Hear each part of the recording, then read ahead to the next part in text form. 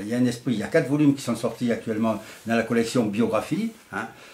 Pour faire rapide, une biographie d'un grand député, sénateur, maire d'Orléans, fin 19e, début 20e siècle. Pourquoi? Parce que là, on s'est intéressé avec mon éditeur à cet homme-là, ce personnage-là, pour mieux comprendre la philosophie politique d'un local, et non pas pour sortir du sérail parisien.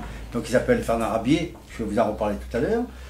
La deuxième biographie, c'est d'un homme exceptionnel, pour lequel on n'avait fait jamais de biographie, qui s'appelle Émile Guillaumin, et qui a écrit, tout le monde connaît, La Vilain Simple.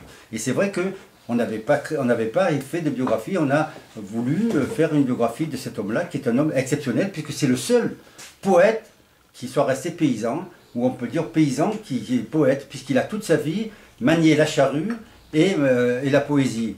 Un véritable, c'est même, on dirait que c'est certainement le modèle des gens comme Michelet et Ragon et d'autres qui après ont fait ce qu'on appelle de nos jours le roman paysan, alors que lui c'est un paysan qui écrit un livre remarquable, La vie d'un simple, qui est publié, qui est republié constamment et qui est un modèle de ce qu'on peut faire, qui a raté le prix Goncourt, je le rappelle, pour une seule voix en 1905. Le troisième, on a profité du centenaire de Jules Renard pour s'intéresser à Jules Renard, qui est un homme remarquable. Et ce qui nous a intéressé chez Jules Renard, dans l'esprit de cette collection biographie, c'est la contradiction qu'il y a entre Poil de carotte et ce qu'était vraiment Jules Renard. C'est pour ça qu'on l'a intitulé d'ailleurs La vie brisée de Jules Renard.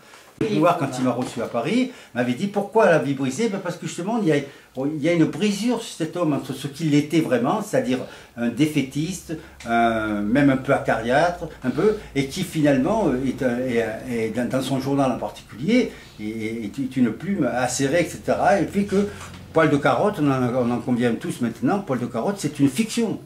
Jules Renard n'a jamais eu l'enfance de Poil de carotte. Hein, donc c'est ça qui nous a intéressé dans La vie brisée. Et comme on avait fait pour Jules Renard, on s'est intéressé à Hervé Bazin, parce qu'avec Hervé Bazin, c'est vraiment presque l'opposé.